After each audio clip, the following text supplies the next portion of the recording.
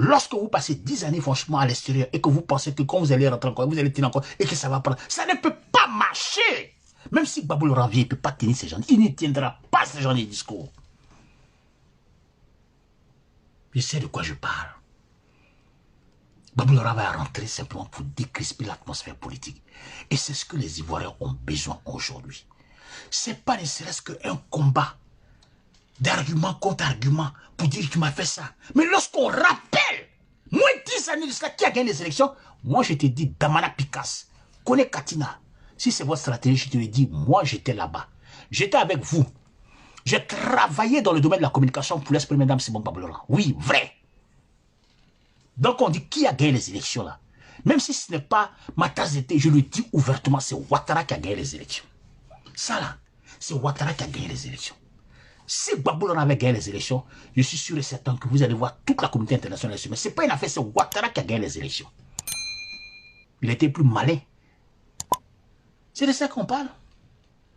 C'est Ouattara qui a gagné les élections. C'est de ça que nous parlons. Maintenant, toi, tu sais qui a gagné les élections. Lorsque tu viens au pays, joue ta partition. Parce qu'il y a des gens qui sont tombés. Des gens que vous avez envoyés à l'abattoir. Des gens qui ont été tués de tous les côtés simplement parce que tout dernièrement, il y a eu combien de personnes, 88 personnes qui ont été massacrées. Parce que lorsqu'il y a élection présidentielle, pour que, comme par hasard, pour qu'une élection marche bien en Côte d'Ivoire, on a l'impression qu'il faut qu'il y ait mort d'homme. Mais nous travaillons dans ce sens-là pour ne plus qu'il y ait mort d'homme. Il faut qu'en Côte d'Ivoire, l'élection présidentielle soit un fait banal. C'est-à-dire que celui qui a gagné, bon, il a gagné et puis la vie continue. Il faut qu'en Côte d'Ivoire, en Afrique, surtout dans mon pays, la Côte d'Ivoire, il faut que l'homme politique explique le but, le fonctionnement, la devise de sa politique.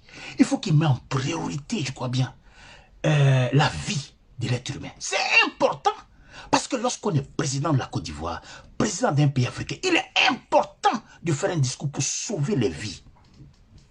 On ne devient pas homme politique pour ôter la vie. On ne devient pas homme politique pour préparer les esprits à l'affrontement. On devient homme politique, bien sûr, pour sauver la vie, avec un programme d'émergence, pour dire que si moi je suis là, voilà ce que je suis comme. On fait rêver en quelque sorte. On n'envoie pas les gens à l'abattoir lorsque vos intérêts sont menacés. Mais c'est la vérité. Déjà à peine tu rentres, voici ce que... Donc, en fin de compte, les gens sont en train de se poser la question, mais est-ce que c'est quoi? C'est Katina. Mais Katina a vu clair dans cette affaire. Katina n'est pas allé voir Kwadjo Konan Bertin. Il t'a pas pris rapidement lorsque tu as tenu franchement ce genre de discours. La stratégie peut-être que vous avez mis par exemple au Ghana pour venir par exemple sur le territoire. Pour parler, pour voir réellement que si le peuple repense à voilà ce qu'on peut faire. C'est pas lui Katina qui t'a ramené bien sûr chez Kwadjo Konan Bertin, ministre de la réconciliation. Il a même demandé pardon. Parce qu'il a sondé, ne serait-ce que le peuple de Côte d'Ivoire. Le peuple de Côte d'Ivoire n'est même pas prêt même à mourir pour quelqu'un. Il n'est même pas prêt. Demander pardon. Le fait de demander pardon ne pas dire franchement que je suis dans la... Je me prosterne. Pardon, reconnaît. Le demander pardon veut dire que je reconnais la faute que j'ai eu à faire. Mais ça ne veut pas dire forcément que je me prosterne derrière quelqu'un. Je peux me prosterner devant Dieu, mais pas devant un homme. J'ai tenu ce qu'on appelle des discours qui ne sont pas allés dans le sens que je souhaiterais. Mais ces discours, peut-être, on peut dire, bon, peut-être, si le ferait, franchement, je tenu ce qu'on appelle des discours musclés. Mais lorsque je m'assois et je regarde un tout petit peu, après 10 années, sans même qu'on me fasse ce qu'on appelle la morale, je dois voir ce qui a fonctionné, ce qui n'a pas fonctionné. J'ai toujours pris l'exemple de Mandela. Mandela fait 27 années de prison. 27 ans. Simplement parce qu'il voulait l'égalité, par exemple, des êtres humains, entre le noir et le blanc. Ça a coûté 27 ans de prison à quelqu'un. Étant même en prison, lui-même, c'est lui-même modéré, lui-même qui était très radical. Lorsqu'il est sorti automatiquement, ceux qui l'attendaient franchement pour lancer ce qu'on appelle le combat pour chasser les blancs, il les a même désarmés par la parole. Lorsqu'il est parti aux élections présidentielles, il a gagné au premier tour. Il a même appelé même ceux-là même qui l'ont martyrisé à travailler ensemble. Parce que c'est plus sa personne c'est le pays qu'on regarde. Parce que Mandela est parti, mais l'acte qu'il a posé, à travers, bien sûr, ses statuts, à travers sa vie, c'est ce qu'on écrit sur lui. Ça reste dans la mémoire collective de tout un chacun. C'est ça, un homme politique. C'est ça, on dit un homme politique laisse des traces. Et nous, maintenant, on lui met par, on lui donne ce qu'on appelle notre bénédiction. On prend une référence sur lui. C'est important. Est-ce que l'Afrique du Sud aujourd'hui n'est pas ensemble? Vrai ou faux? C'est de ça que nous parlons. Je prends un cas très négatif, vous allez bien comprendre. Adolf Hitler. On va parler un peu de lui avant de finir.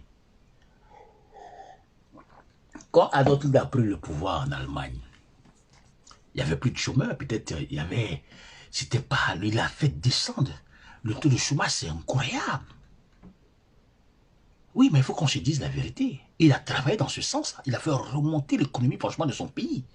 Cette économie qui était asphyxiée par rapport, bien sûr, lorsqu'ils avaient perdu le pouvoir en 1935. Parce que lorsque le PNB de l'Allemagne était sur la table, l'Allemagne, par exemple, avait 30% de son PNB et les 70% étaient partagés entre les pays vainqueurs. Et l'Allemagne était pire même qu'un pays même africain. Mais ils ont essayé de remonter leur morale par l'extrémisme. Ils se sont battus. Lorsqu'ils ont gagné la guerre, les guerres, c'était la vengeance. Je ne sais pas si vous comprenez. Mais est-ce qu'aujourd'hui, lorsque l'Allemagne a été divisée en deux, est-ce qu'il y a le nom d'Hitler, franchement, qui irait pas? Pourtant, Hitler a travaillé dans ce domaine. Il a fait descendre, je crois bien, le chômage en Allemagne. Mais ces barons, ces lieutenants, tous ces gens-là, on les efface de l'histoire. C'est ça aussi. Quand vous posez des actes qui sont positifs en termes de politique, ça reste longtemps dans la mémoire. C'est ce qu'on dit. Thomas Sankara, tout près là, 4 ans de gouvernement jusqu'à présent. Blaise Compaoré n'a jamais été en paix. Blaise Compaoré qui a fait 26 ans de prison, 26 ans de pouvoir. Mais la mort de Compaoré l'a suivi durant 26 ans, jusqu'à présent, ça l'a déstabilisé. Ce sont les actes que vous posez. Lorsque vous sortez du pays et que vous avez sémé ce qu'on appelle la déstabilisation, la haine, et que vous revenez, vous plongez encore dans ça, on vous interpelle, on dit non, non, non, Damana Pika, c'est un problème, mon cher ami. Donc il faut te ressaisir immédiatement, sinon tu risques de payer les conséquences. Il faut te ressaisir. Nous voulons nous réconcilier. Ouattara n'est pas ma tasse de thé. Je suis son opposant. Mais moi, aujourd'hui, Charles Valbé, par rapport bien sûr au germe de la réconciliation, je veux et je souhaite sincèrement arroser ne serait-ce que ce germe de la réconciliation. Je peux être un opposant et puis accepter la réconciliation, et puis après on fait nos paroles habituelles. C'est normal. Pourquoi pas? Parce que quand on se réconcilie là, il n'y a aucune... Il y a une trêve.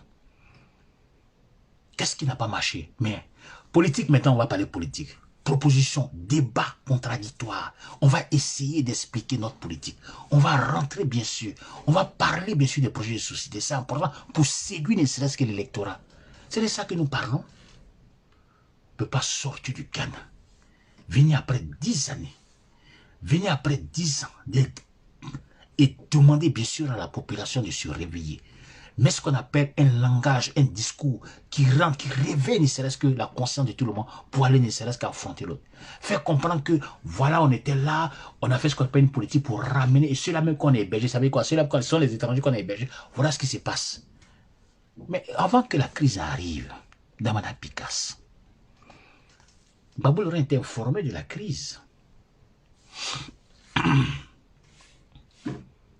La crise en elle-même, un chef de l'État, quand il se réveille chaque matin, il a ce qu'on appelle différents rapports de renseignement. Le service des renseignements, le service de la police, de la gendarmerie et l'armée. Et le service, je crois bien, son ministère de l'Intérieur et de la Défense, lui fait ce qu'on appelle un rapport de ce qui s'est passé la nuit, en 3 pages ou bien en 3 lignes. On peut mettre ça sur son bureau chaque matin qu'il se réveille. Il doit lire ça pour savoir ce qui s'est passé toute la nuit. Babou Laurent savait parfaitement qu'il y avait une rébellion qui s'est préparée bien sûr au Burkina Faso. Blaise Compaoré même l'avait informé pour dire qu'il y a un rebelle, il y a des rebelles qui s'entraînent ici. Mais il n'a pas voulu écouter son ami Blaise Compaoré qui a financé bien sûr son parti politique. Ça, tu ne parles pas de ça. Il a laissé faire. Pourquoi?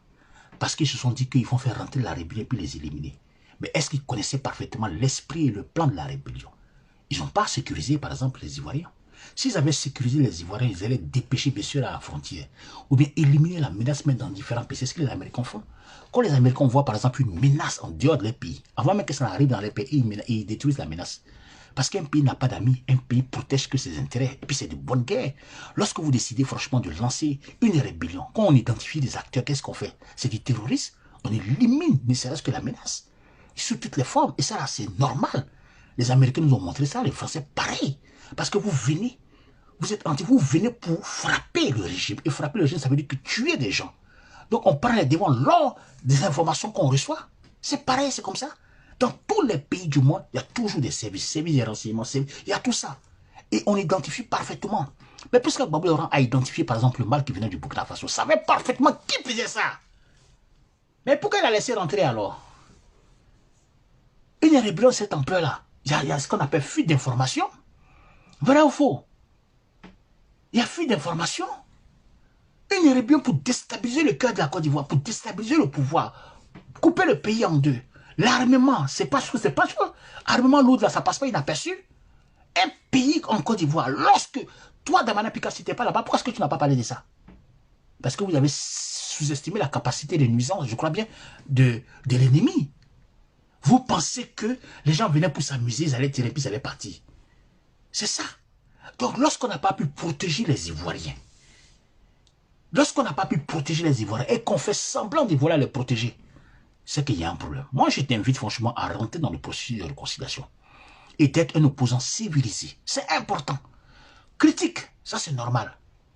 Mais tu ne peux pas prendre les gens, remuer ne serait-ce que le couteau dans la plaie, et puis demander bien sûr à tout le monde de venir avec un discours un peu tribal, un peu xénophobe, c'est mélangé. Non, écoute, sincèrement, il faut arrêter ça, Damana Pécasse. 10 années que tu as passé, bien sûr, au Ghana. Les 10 ans que tu as passé au Ghana, je pense que tu es devenu plus gagnant parce que tu as encore l'esprit. Parce que moi, j'ai fait 6 ans en Angleterre. 6 ans, j'ai fait 5 ans en Angleterre, oui. 5 ans en Angleterre. Je connais parfaitement l'esprit anglais. Je parle même anglais couramment. Donc, je sais qu'il y a beaucoup de choses. Tu étais informé, tu es rentré. Joue ta partition. Ta partition, c'est quoi? Décrisper l'atmosphère politique. Tu peux tenir même la main du fils de Ouattara. Ça ne veut pas dire que tu es son ennemi. On parle de politique. Tu peux montrer que j'ai des divergences politiques. Mais je suis un militant d'un parti politique. Oui, c'est vrai. Je n'adhère pas, bien sûr, à l'idéologie, bien sûr, de la droite extrême. Parce que moi, je pense que c'est une droite extrémiste, en quelque sorte, le RDR. Je pense que la politique du président Alassane Ouattara est trop libérale. C'est une politique qui est faite pour les riches. Mais qu'est-ce que tu as proposé dans ces conditions? C'est parce que tu vas proposer quelque chose que votre parti va grandir. C'est comme ça ça se passe. C'est important. Parce que nous, au PDC, nous sommes ce qu'on appelle la droite modérée. Avec bien sûr quelqu'un qui a 87, 88 ans, je crois, qui refuse 89. Donc, luttons même pour son départ. Et bientôt, il va s'asseoir bien sûr à Daoko. Nous sommes en train de travailler dans ce sens-là, dans ces plantations. Et puis, il va vaquer bien sûr à ces plantations. Il a des plantations de café, de cacao. Il va le couper, ce qu'on appelle. Je vais parler bien sûr de Henri Konabile qui refuse catégoriquement d'échanger. Mais ça, c'est notre débat. Donc, je t'invite. Je t'invite à rentrer dans le processus de la réconciliation. Parce qu'aucun leader, aucune personne, aucun enfant, personne ne va mourir pour son camarade maintenant. Personne. Nous sommes là, nous avons fait la politique propre. Ouattara n'est pas immortel. Gbagbo Laurent n'est pas immortel. Si le grand Houphouët-Boigny est parti, tous ceux-là peuvent partir. Et chacun a son heure pour partir. Donc ce sont les actes que nous posons là qui restent. Quel est l'acte que tu poses aujourd'hui qui fait de toi un rebelle en pensée et en parole? Parce que ce que tu viens de dire, ça veut dire que tu es encore dans cette dynamique, en fin de compte, de vengeance. Nous voulons nous réconcilier. Moi, je suis du PDC, né dans le PDC, j'ai grandi dans le PDC. Et là-bas, on prend la réconciliation. Et la vraie réconciliation, sans état d'âme, c'est de ça qu'on parle. Donc, si vous n'avez pas encore cultivé l'esprit du PDC, je vous invite à cultiver cet esprit. La réconciliation n'est pas un mot, c'est un comportement. On ne décrète pas la réconciliation. Ce n'est pas des actes forts et symboliques. Il y a un symbole qui s'appelle Gbagbo Laurent qui va rentrer. Il jouera sa partition. Grâce, bien sûr, à Ouattara qui a décidé aussi de jouer le jeu de la réconciliation. Ça va permettre de décrisper l'atmosphère politique parce qu'il y a une génération qui ne doit plus prendre le diagnostic franchement de ces 3 leaders politiques. C'est important, il faut applaudir ça. J'aime pas Ouattara, mais j'aime ce qu'il est en train de faire maintenant. Ça me plaît. Je prends. Et puis je regarde les autres. C'est de ça que nous parlons. Est-ce qu'on a dit haïr ces derniers? Mes chers amis, c'est Babé, hein, à son habitude. Je vous demande sincèrement de partager ma vidéo. Et je demande bien sûr à tous ceux qui ont tendance encore à penser qu'on peut déstabiliser ne serait-ce qu'un pouvoir étant à l'extérieur ou bien dedans, ça c'est démodé. Le peuple de Côte d'Ivoire dans sa maturité a toujours le dernier mot.